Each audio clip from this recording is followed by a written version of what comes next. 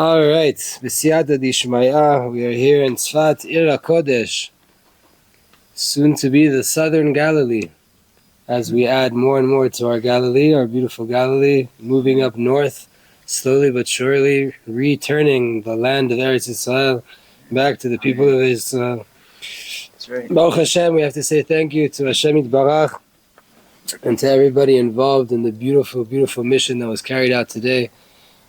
An amazing circumcision and castration of our favorite neighbors up north. Yimach Shimam v'zichram.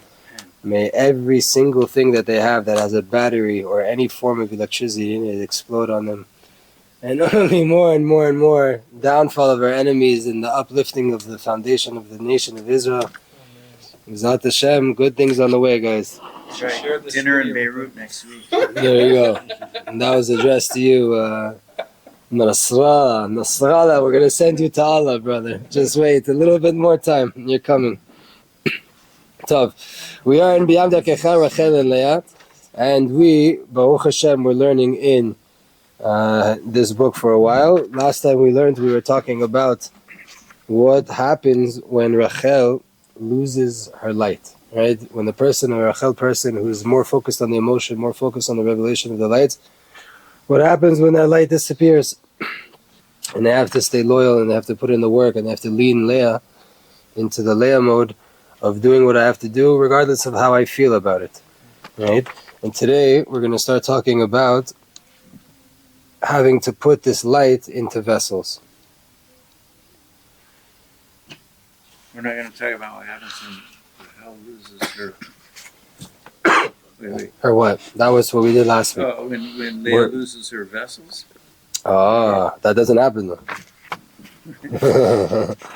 We'll get to Leah, but right now we're focusing on Rachel. Most of the people that are going to be reading this book are more Rachel, right? Naturally. If you're into Kabbalah and Chassidut, you're probably leaning a little bit there. So let's see.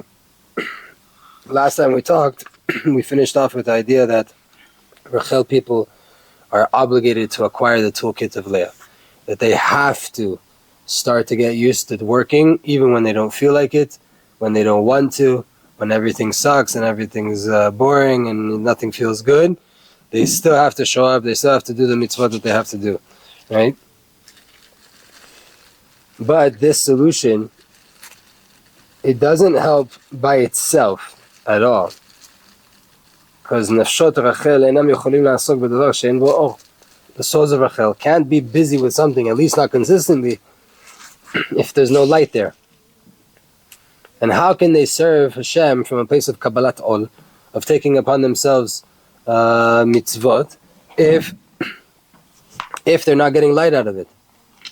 Right? You tell them, okay, sometimes you just got to do what you got to do, even if you don't have light. Okay, but how long can they last doing that? Their whole entire nature of how their soul is rooted up above is by experiencing light down here. And if you tell them now, okay, you just got to do that, sometimes katnut can last for years. Lo alenu, chas v'shalom, but the books of Kabbalah talk about that. That there could be a period of katnut that a person goes through for years. What's katnut again?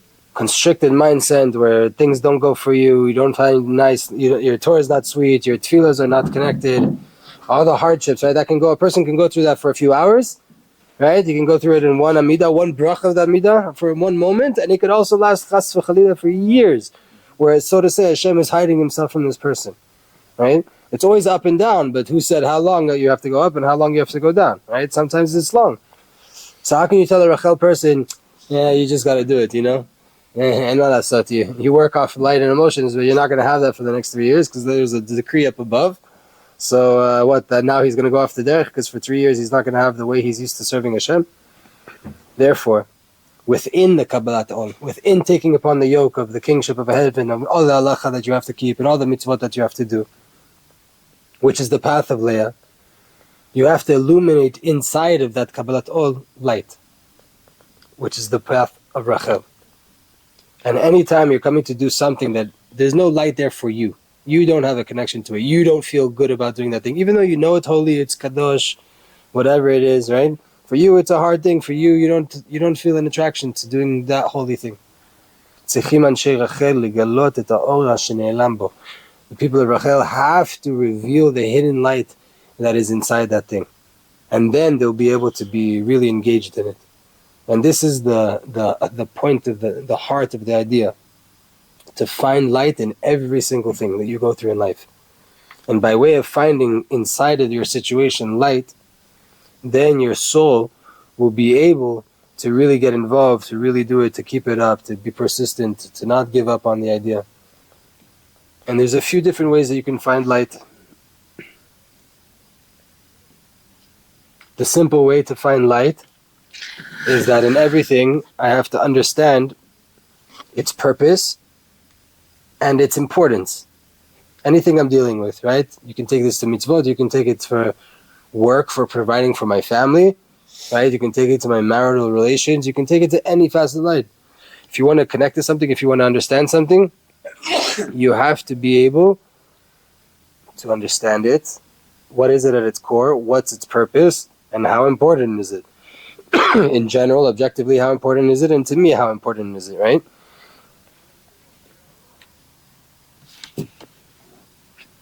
And by way of that, you'll be able to receive the light and to be busy with that thing.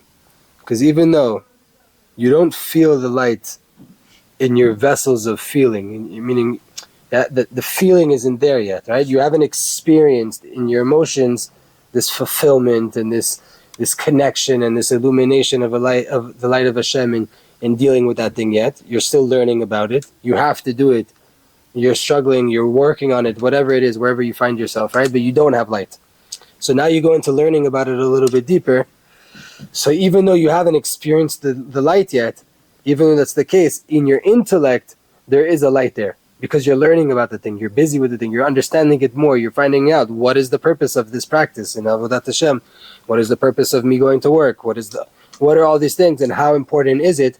Intellectually, you are starting to get the light here. You might not feel it yet in your heart, but your brain is already dealing with it. In a general way, right? That I know it's beneficial for me. I know I should be doing this thing. I know I need to be working on this thing in my brain. I don't feel it yet, but I'm starting to get the importance. You have a question? Isn't that just sod? Isn't it going to the sod level of things? Not just sod. Sometimes you need to learn halachot to understand. If I do it this way, that's how I'm meant to do it. Up until now, you just heard that you have to shake a lulav, but you didn't know, why do I do it this way, that way, that way. So yes, there's sodot, and then there's also the pshat. Just knowing the halacha, sometimes that tells you the importance of the thing, right? What is it, and what's the purpose of the thing? All of that can be found in halacha. Halacha, again, is the letters hakala, right? The queen, which if you want to get to the Shekhinah, if you want to get to the Kabbalah, you want to get into the deeper things, for sure the first way in is by way of halacha. Then obviously you can add likutei halachot. You start to go to the different things that start to add depth into what the sugya that you're learning. The Arizal has tons of chidushim on halachot, on different practices that we do. And Mizat Hashem, it's both of them together. And this feeling gives you the power that you'll be able to stand inside of this period right now where you just have to do it. You have to take upon the yoke on your shoulders. You have to keep pushing. You have to make it go. I don't feel it yet, but I'm starting to learn about it, and that learning about it is lighting up eyes. It's opening up my eyes. My brain is enlightened by this information that I'm taking in to try to come closer to being better at this Avodat Hashem. And that already starts to give me much more power to do what I have to do. 2 footnotes. First, on the idea of that there's a few different ways to find this light, to illuminate your hard work when you don't feel it. This light that Rachel people are seeking out, even though it's rooted, Rachel people, the light that they're searching out, what is it? It's rooted in a place that their whole entire life mission is to find the hidden light of God inside everything in the world. Even though that's the case,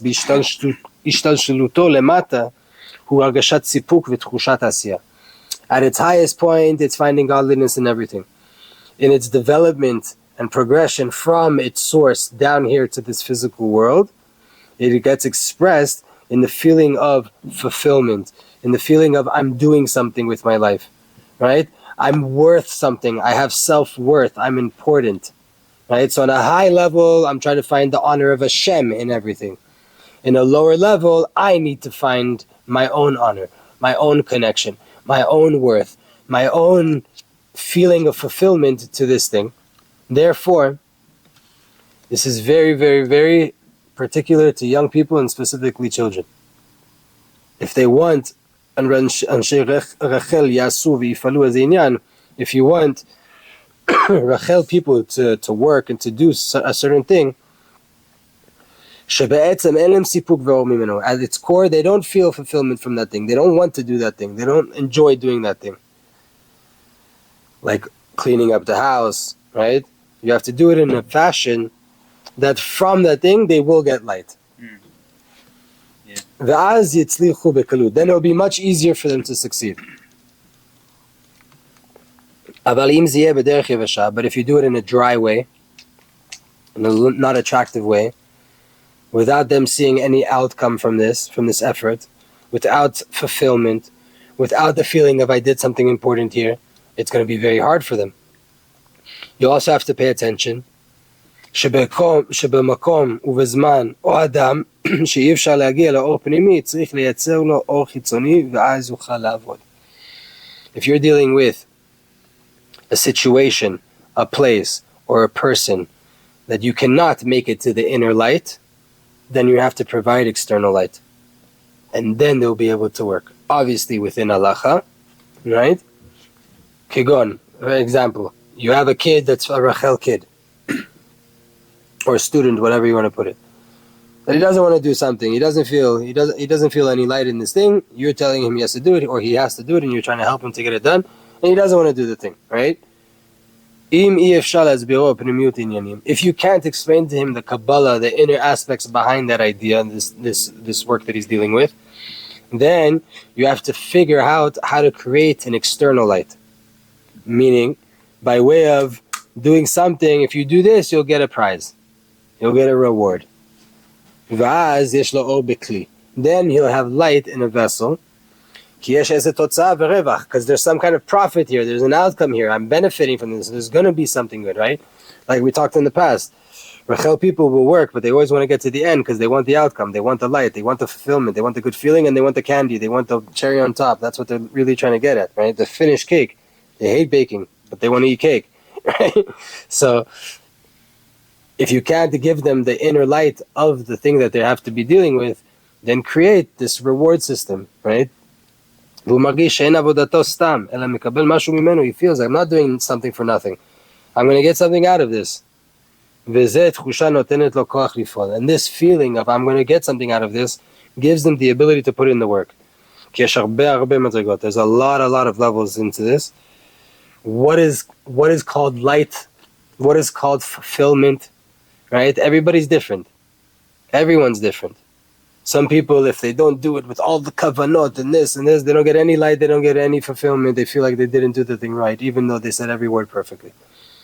But it wasn't, And then there's some people that their fulfillment is showing up to shul, and they can't even pray. Right? Listening to a class on YouTube for 10 minutes, 15 minutes, an hour, whatever it is. Right? Everybody's in a different boat. It starts from needing the reward, needing the profit, needing to get something out of it physically. And there's also feelings of fulfillment, feeling important, feeling self-worth, feeling like I'm making a difference in someone's life, in my own life, in God's plan, right? There's all different levels. Up above in the holy of holies, there's a truer light. That's feeling spiritual fulfillment. Not about I did something well. No, spiritually I feel aligned, I feel peace. And more than that, the light of dveikut, of clinging to Hashem, the feeling of kirvat Elokim, of being close to HaKadosh Baruch Hu. And more than that, you have the feeling of bitul be'or Hashem, nullifying yourself and re-including yourself inside the light of Hashem, to be a merkava, to be a vehicle of expression for the Shekhinah in the world, the light of the Shekhinah in the world. And there's more and more and more levels as you grow, he says here. The idea in all of them, though, is one. Shanefesh tzricha or. Your body, your soul, it needs light. Meaning, it needs that the actions it does will give some kind of feeling. I need to be connected emotionally to what I'm involved in my life. Another idea of the knowing will give us the feeling that we need to do what we have to do. בזו הדרך ינצל מקליפת עמלק מחר. עמלק מחר. פעם שמעת על קליפה כזאת? עמלק מחר? Apparently there's a klipa called Amalek tomorrow. Tomorrow's Amalek. Shematsuy etzel anshe Rachel. You find this a lot by people of Rachel. And it's a special type of Yetzirah that always tries to push a person into procrastination. Do this thing tomorrow. Maybe because it's hard right now, or for many different reasons, right? It'll be better tomorrow, right? Whatever reason of procrastination you have, procrastination in this book is being brought over as Amalek Machar, right? The tomorrow's Amalek. Nah, do it tomorrow, not now. Puts the doubt in, maybe you should do it now, maybe you shouldn't. No, but let's just put it off. And that causes us to get into procrastination. And by way of you taking upon yourself, Ol Malchut Shamayim, the kingship of Hashem, meaning right now I have to do it, even if I don't feel like it, together with the light of the idea that you're starting to understand more, the Kabbalah behind it, the halacha behind it, meaning by way of that you understanding that specifically right now, if you stand through this test, you'll be able to understand much more and you'll ascend and ascend, and if you move it to tomorrow, you're going to lose out. If you don't grasp it now, you're missing out. If you do grasp it now, you're flying, you're growing. By way of this, you'll be able to stand through the test.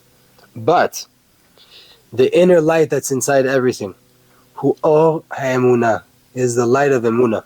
Meaning, להאיר את הדבר על ידי ידיעה שהשם יתברך הוא זה שציווה אותי על זה, ובוודאי זה הכי טוב בשבילי. What's the light of Emunah that can illuminate everything, the core light that you're looking for in everything? If Hashem commanded me to do this, it's 100% the best thing in the world for me, and I'm going to get good out of it. It's going to be good for me now, in the future, in the world to come. Everything about it is good. If this is a mitzvah to do right now, b'vadai it's good. That's the most simple level of emunah that you have to take upon yourself when you don't feel like going to shacharit, when you don't feel like doing what you have to do. Hashem commanded me to do this right now. No matter what I think, what deal I have, this has to be good. I know a story. I can't remember who the Rav was, but there was a big Rav in America, or Bnei Brak, I can't remember. Whatever. The story is, I know the story, right? That he's sitting and he's learning, and he needs to raise a lot of money for his yeshiva, and his gabbai tells him, listen, we have a meeting with this donor.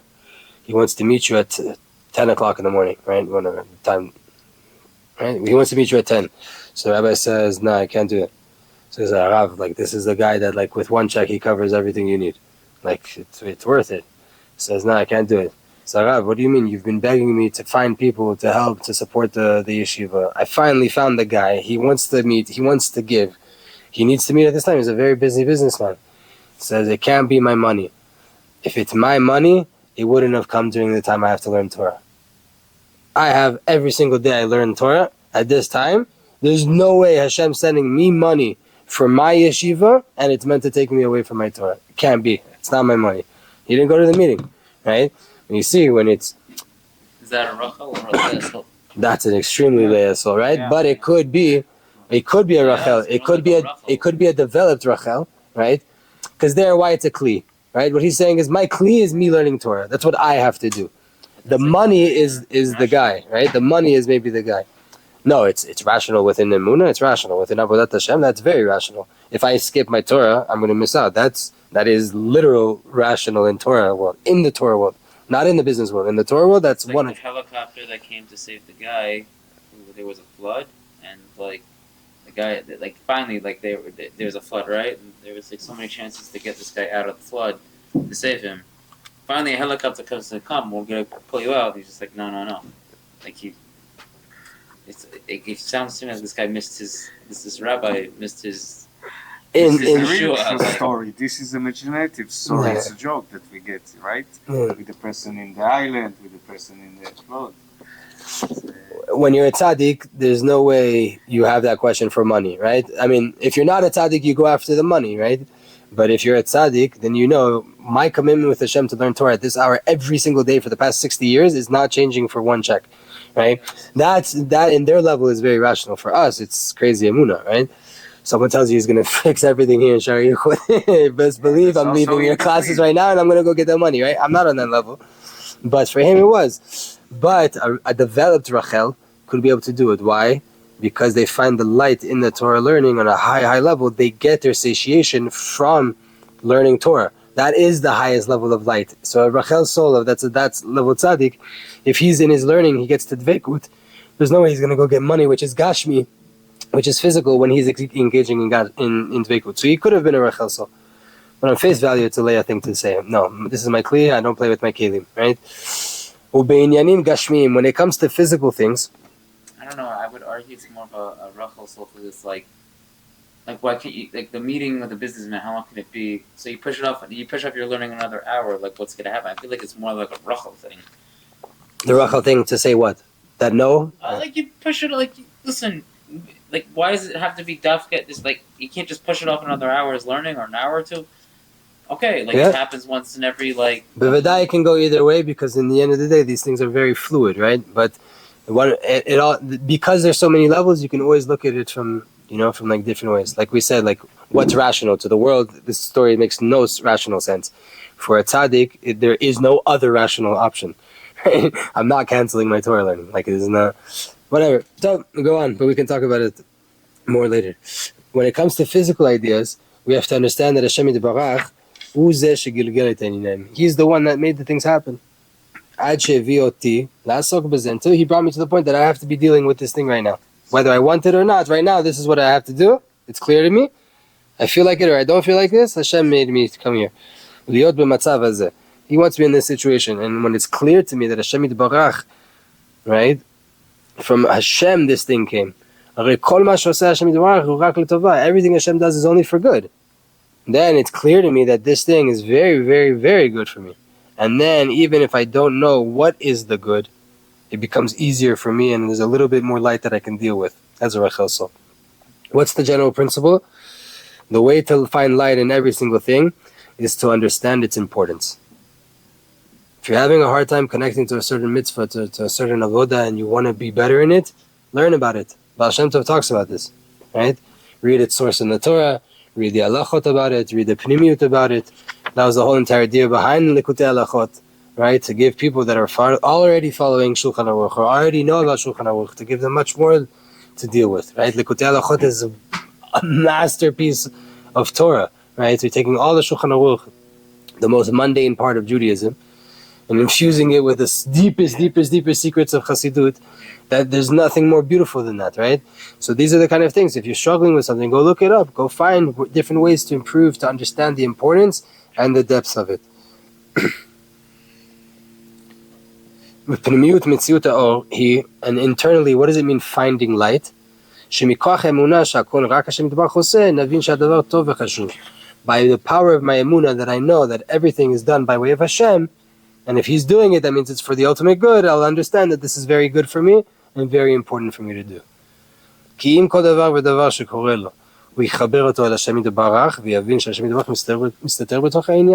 If everything that happens to you in your life, you connect back to Hashem and you understand that Hashem is found inside that thing, like Moshe, right? Moshe nigash letoch ha'arafel, ki sham Elohim. Moshe went into the fog because that's where God is, right? You understood? That's it. Okay. Hashem's there. I'm going into the fog. Fog is scary. There's no light. It's darkness. You can't even see your hand in front of your face. But you're telling me Hashem's there. So Moshe, the power of Netzach, pushes forward. And Hashem's the one that's doing it. And it's for the good. And by way of this, I'll find some tranquility to my soul. I'll be able to calm myself down when I have to push forward. And that will be able to give me the strength I need to push forward and to stand in this test. And a big part of this, that's very important, is to talk to Hashem. To talk to Hashem. To talk about my emotions. To express what I'm feeling in front of Him. And also to ask Hashem for His light and for His help. And by way of talking to Hashem, you'll get even more light you'll for sure now get light because you're talking to the light, you're talking to HaKadosh Baruch Hu. And then you'll get more power to be successful in standing through the test.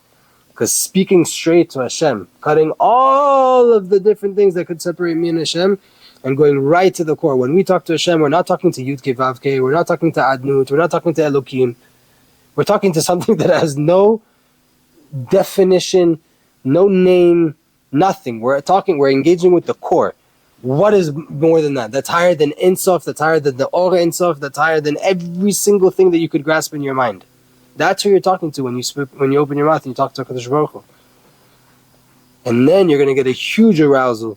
You're going to get even more strength because of the light of engaging with the creator of the whole entire world at the most inner chamber that he has. Whatever that means.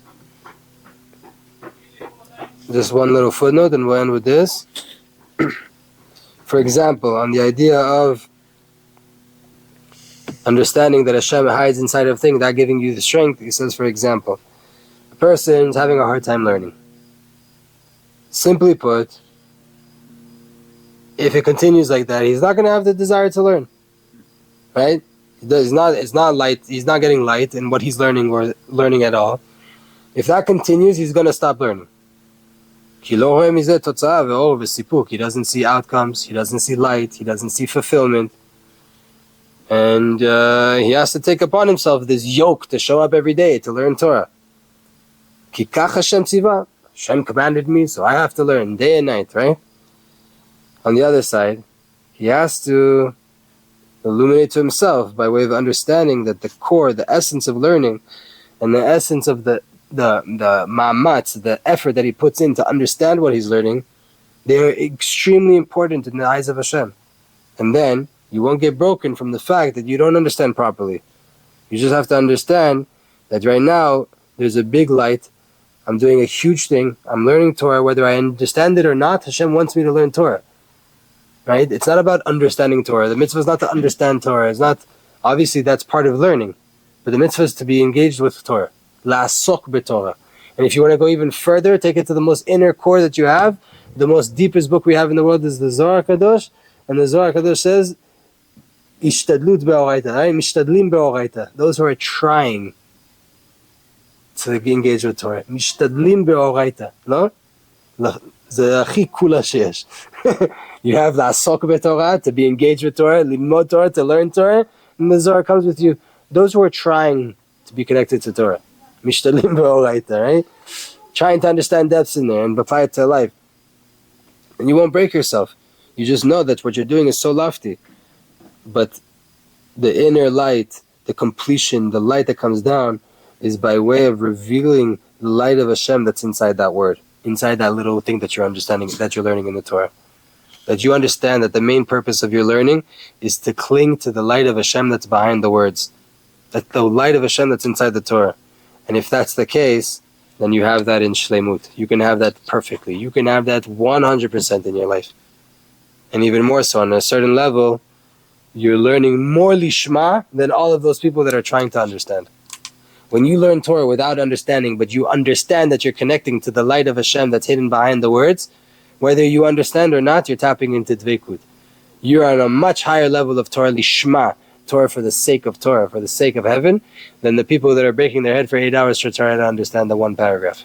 Is that the same when you're praying?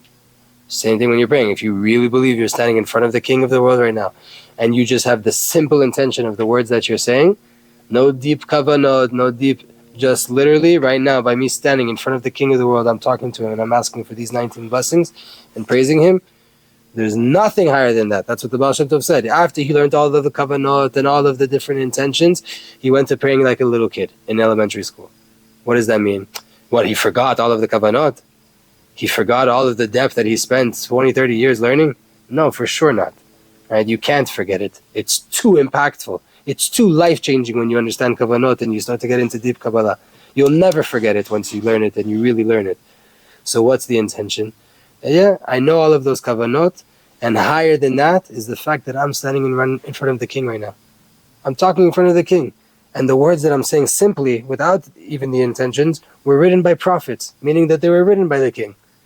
So I'm just saying the words that he told me to say right now. I'm saying in front of him with fear, with love, And that's called dveikut. That's literally the goal of every single mitzvah in the Torah, is to bring you to dveikut. So that's the whole entire idea. Tov, and with that we are done for today. B'ezrat Hashem.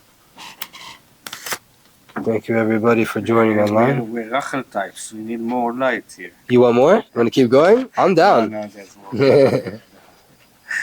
One more thing? That's it. One more thing, because the next topic is going to be katnut. And before we get into the katnut, we'll do one more thing. B'ezrat Hashem. Kol hakavod, Fayed. Nothing to cut. Yes. Yeah. La'ir et kabbalat ol. To illuminate the acceptance of the yoke. This is the solution for the biggest problem of Rachel people. That is, it's so hard for them to take upon the yoke, since they're always looking for light, they're looking for vitality. And taking upon yourself yoke, taking upon yourself work, feels like something that has none of that. No vitality, no light, no fulfillment. And this causes that it's nearly very, very hard to get out of all of the problems in their life, because they're all related. This is probably the cause of all of the problems in their life. Whether we're talking about physical things or talking about spiritual things. And the solution is to work very hard to force yourself to get used to working from a place of Kabbalat Ol. Of getting used to Leah's side. Force yourself to try to, I don't feel like doing it, I'm going to do it dafka. Because I don't feel like doing it, now dafka, I'm going to take this opportunity to work on myself and to do something because I don't feel it. I was conscious that I don't feel like doing it, but I know I have to, so I know its importance. That means I have light in my head. The guilty conscience is true. It's not just guilt. It's real. This thing is real. It's a mitzvah. It's a way to connect to Hashem. It's important. It's deep. There's millions and millions of pages of Kabbalah that could be written about this mitzvah that I don't know, but I know it exists. It is important, and I'm conscious of that. That's why I feel guilty. So now I'm definitely going to do it. I'm going to force myself to do it. I'm going to take this as an opportunity because I have my guilty conscience, which means that this thing is important to me, and I'm going to take it and go with it. But Yachadim said, together with that, I'm going to understand and I'm going to internalize the light that is inside the fact of you doing something even when you don't feel like it. That is the light itself. Doing what Hashem told you to do when you don't feel like it, that is light. That does bring the light of Hashem into the world. The ways that we've explained now, there's the ability to bring a light, even just the fact that you're doing something against your will. Understanding everything we said should already be that illumination in your intellect to tell you how important it is to do something when you don't feel like doing it. First things first, by way of understanding the importance of that thing, that you have to take upon yourself the yoke. Otherwise, you won't be able to get to any level or to any purpose or to any goal, not in this world, and even more so, not in the spiritual worlds. If you don't just do it, right, without doing things when you don't feel like it, you're not making progress. And by way of knowing and internalizing the importance of Kabbalat Ol, of accepting upon yourself the yoke of the Torah and the mitzvah, how important that is alone. And the importance of overcoming the hardships and the emotions that we feel. That also gives you light. Because you understand that the fact that I'm overcoming them, right, that is the beauty, that is the success that I'm looking for. I want to feel light, I want to feel good about myself, I want to feel self-worth, so overcome your own negative inclinations, overcome the own conquer yourself, conquer the things that you're dealing with. For sure, that's going to make you feel good about yourself. And second, on a deeper sense, if you invest in learning the ways of the nefesh according to the truth, meaning you start to really get into deeper Kabbalistic and Hasidic teachings, and you, with their understanding, you really start to lafnim, to internalize the deep godly truth that all of the good in the world that exists is just Hashem. There is no good besides Hashem. And you clarify it to yourself how great the lies of the Yetzer Hara are, how powerful they are, how big they are, and how many different ways he's trying to trick you. Then you'll take upon yourself the yoke from a place of knowledge, from a place of feeling, from a place of emotion, even though I don't understand the depth, but it's for sure the best thing for me. Then it'll be much easier and you'll have the light at the core of taking upon yourself something to do when you don't feel like it. That is the light that you'll be able to get. וקבלת עול מלכותו יתברך תהיה מתוך אור ותענוג. And taking upon yourself the light of Hashem, blessed be He, will be your light. That will be your pleasure. Little 2 footnotes. Included in this idea and generally of Kabbalat Ol is the obligation to take upon yourself to listen to the tzaddikim and true emunat chachamim, really listening and believing what the rabbis and the tzaddikim are saying without checking, is this going to give me light or no? You go to advice from a tzaddik and he gives you a piece of advice and you don't feel connected to it, but he told you to do it, you do it. You don't start to get into the check. Have faith that you went to that man for advice because he's way holier than you and he's at a much higher level of understanding than you. He's way closer to the truth for you and he told you to do something and it's against what you wanted to hear. You were expecting him to hear, go meditate, and he tells you, go learn halacha. You learn halacha. Don't ask questions. And the last thing is that taking upon yourself the kingship of Hashem, the yoke of Hashem, that will be your life, that will be your light, that will be your pleasure. On a deeper sense, you have to contemplate that within all of the hardship, Hashem is found there. And then when you're able to be successful in working in the hardship, and you take upon yourself the yoke, you do the Kabbalat Ol, you're taking upon yourself and into yourself the light of Hashem in a very unique way. Because the light of Hashem is revealed and gets stronger and stronger by way of a person standing in the exile and all of the galut and the astarot and the concealments, and he stays loyal to the king. He takes upon himself ol malchut shamayim pshuta. Simply put, he keeps Torah even though nothing's going right. And in all of the situations, in all of the places that he finds himself in, all of the weakness that he could go through in his mind, and all of the yisrei nefesh, the hardships he's going over through emotionally and in his body, everything that he's going through, he continues to be a loyal servant in front of Hashem. And you'll see specifically from within that hard work in your avodat Hashem, which is the aspect of Leah, balit galut elokut. You will come to a godly revelation. And then you're taking upon yourself the yoke would have been from a place of light, would have been from a place of vitality. And the truth is, the main hardships that a person goes through in his soul, in his being, is when he doesn't see the path that the light should be dwelling on. Where do I need to go to start to feel good about myself, to start to feel peace inside myself, to start to feel fulfilled in my avodat Hashem, in my work, in my life, in my relationship? What am I meant to do? Am I meant to change my diet? Am I meant to wake up earlier? Am I meant to go to sleep later? What in the world am I meant to do in order to... I know there's people out there that are happy, that are more fulfilled than me, that have more emunah, that I feel more connected. What am I meant to do? The main hardships we go through in life are because of those things. And by way of this, yatzai ve'imtza tikun lenafsho. You will go out of it and you will find for yourself a tikkun, a rectification for your soul. Ve'eno roeh shum itkarvut. You don't see any success, any progress. You don't know how am I meant to make progress in spirituality. In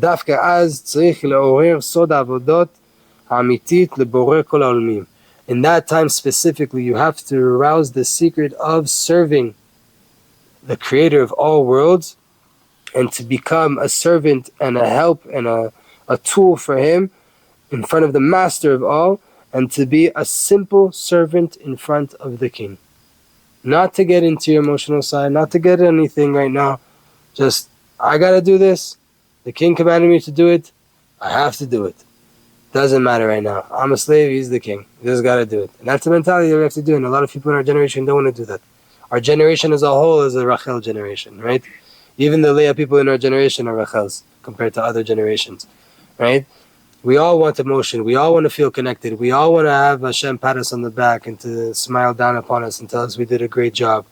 We all want that. We want the depth. We want the light. We want the beautiful things. And we hate when the light disappears. We hate the downs. We struggle getting through them. When we start to understand that Hashem's in the darkness, Hashem can be found there. Like Moshe Rabbeinu who went into the fog. When we know this, it starts to become that much more sweet for us. It starts to become more common for us to find it too. Be'ezrat Hashem yitbarach.